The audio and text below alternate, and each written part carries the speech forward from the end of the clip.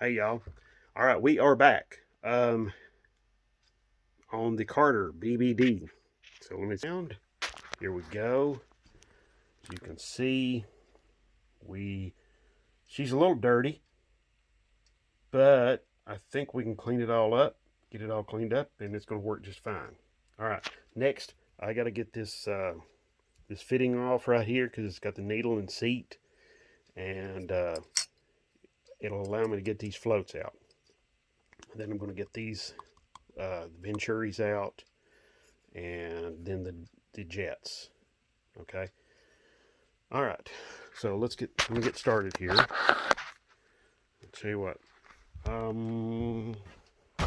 Let me get things set up like I had them there one time before.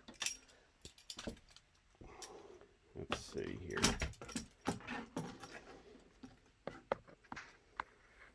That way you all get kind of a bird's eye view here of what's going on.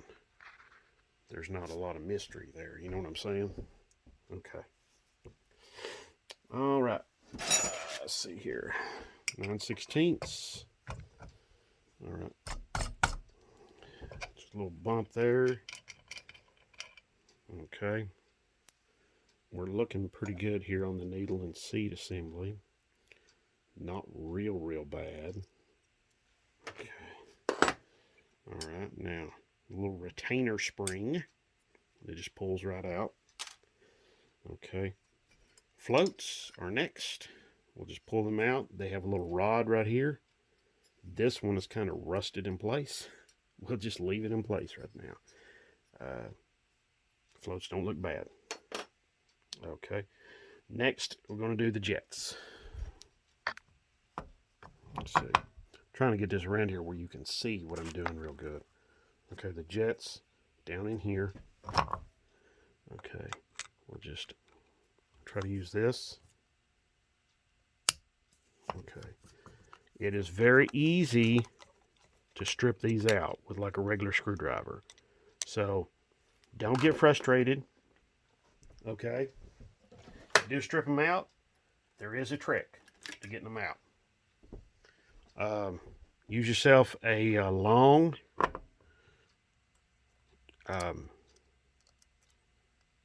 Torx, like a Torx screwdriver, and just hammer it down into that brass, and that'll usually get them right out.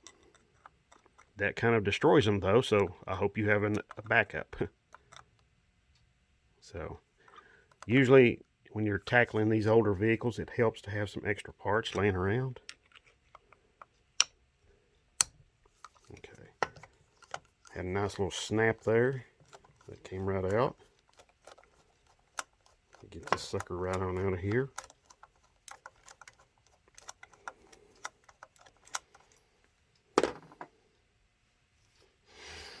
Alright. Next jet. Get that guy on out of there so we can proceed. Got the little spring right there that goes on the back side of the accelerator pump plunger here, okay? Or I mean not on the back side of that, but the back side of this, the back side of this plunger right here. This is a vacuum plunger. I'll explain that in just a minute. Let me finish getting everything apart here. Check ball, got that guy out. All right, now my Venturis. The Venturis come apart in two pieces. There's a top part and a bottom part. Now this carburetor has another gasket, another part. The throttle body, the actual throttle body, comes off next.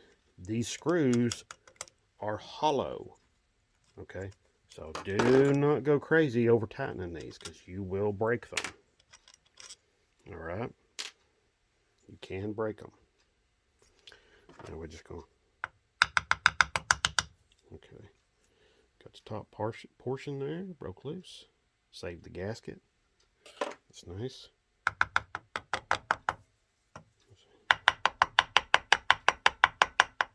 There we go. Bottom portion came off. I got a little check ball down in there. Got to get that guy out. I don't know if I can I get that out like that? No, I don't think I can. No. All right. There's another way. Get yourself a magnet. There we go. All right. Can I pull this off and save it and not destroy it? I kind of hope so. I may have another one somewhere, but I may not.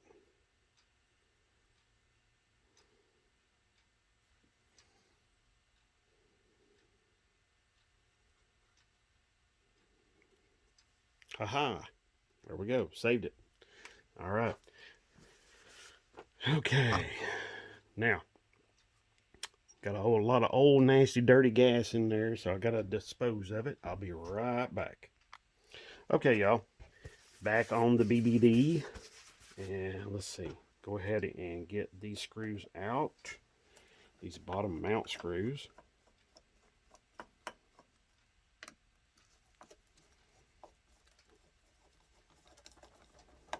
Now, on a lot of the Mopar 318s, this right here is like what you will find. Okay? So, there we go. All right. Okay. Now, you might be noticing all of this fluid on here. That's actually oil. That's from the original, when I originally assembled this carburetor. So I soak my gaskets in oil to keep them from seizing up, or sticking, rather, to the carburetor. That way I'm not sitting here scraping my brains out trying to get the gasket off. And the gasket just comes right off. And in this particular case, I'm going to be just reusing the gaskets. Like I said, this is just going on that Ramcharger. And I think they will be just fine. Okay, I don't think I'm going to have any problems out of that.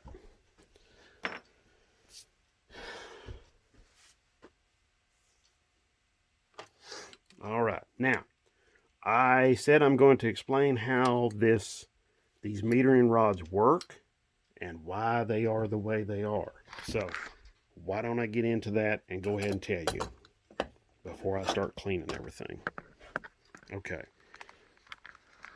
Let me get this set up a little bit better. Okay. Basically, here's how the metering rods work in conjunction with the jets. Okay. I have a jet that you see right there. Yeah. Okay. Now, when at idle, this will sit. The needle will sit in the jet like that at idle. Okay.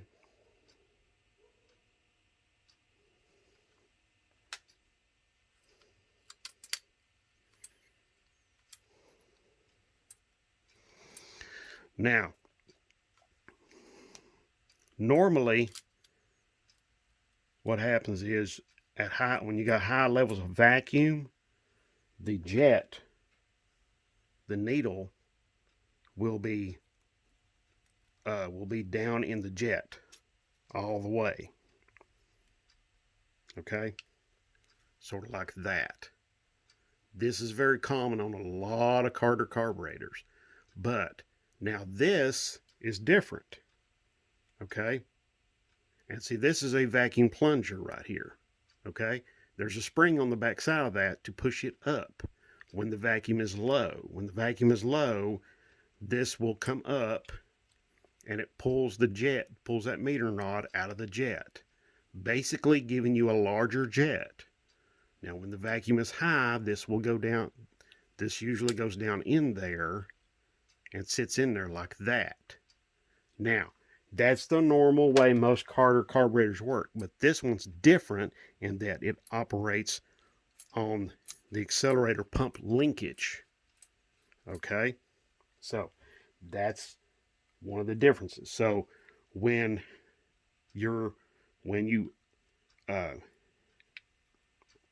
this one whenever the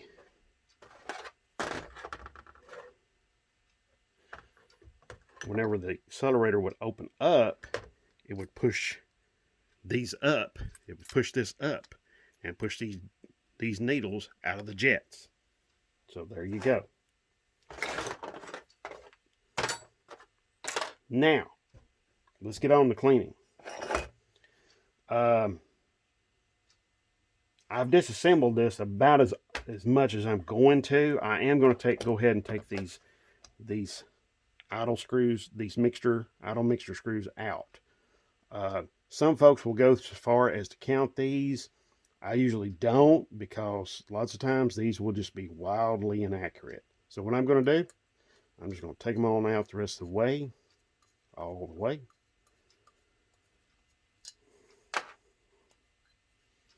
And when I go back, it's usually 1.5 to 2 turns. Let's see that right there. That was a cap on here. It's causing myself a nice little vacuum leak.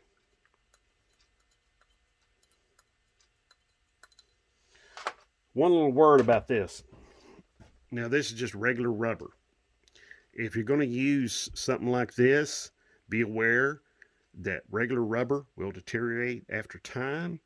And your best bet for these is, like, they make some now that are kind of this vinyl plastic kind of material. They're actually a little bit better. Maybe, so. I don't have any here right now with me, so there you go. All right. I'm going to pause this video. I'm going to do a little bit of cleaning and come right back. Okay, y'all, we're back, and I'm going to show you a little bit more about the cleaning processes that I use anyway. As you can see, I've been cleaning some here on this thing, and been using old toothbrushes. I've got this brass bristle brush, got that bit there on the end. I've been really getting down in here in the bowl area to help clean it out. So,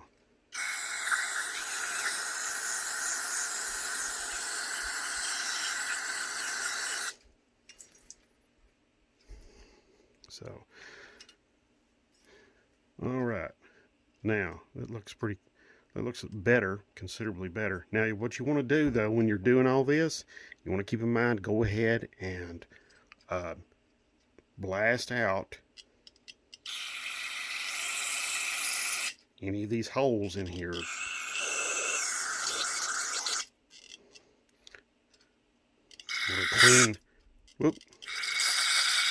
You want to clean out all the passages. You want to make sure nothing has got any crud or junk or goop in there. You want to try to blast it both ways. Okay.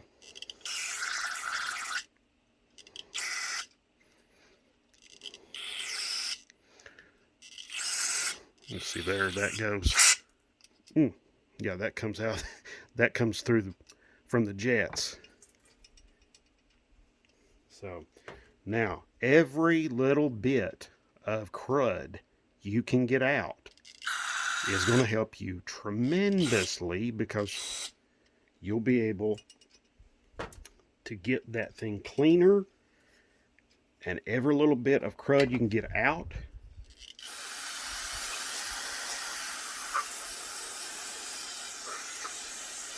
you can that'll just make this thing more and more reliable. Okay, so that's what you want to do. You want to make it nice and reliable. You want to make it clean, clean, clean, clean, clean.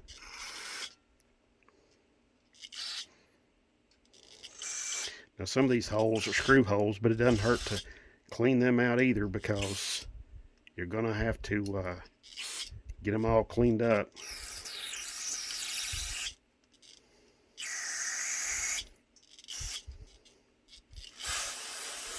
Okay. See, one little area where I could have cleaned just a little bit more.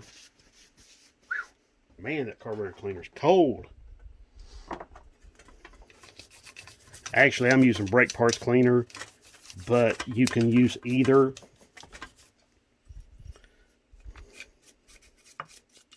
They both work exceptionally well. Just brake parts cleaner seems to like dry a little faster, so that's something to be aware of.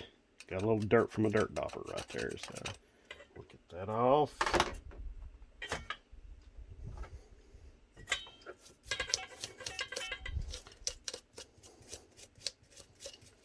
Oh man, it would be so much nicer if it was summer, or at least spring. Okay. Alrighty. This middle portion is pretty well cleaned up. Yeah. I'm pretty content with that right there. I think that's going to do just nicely. If you are noticing these areas right here,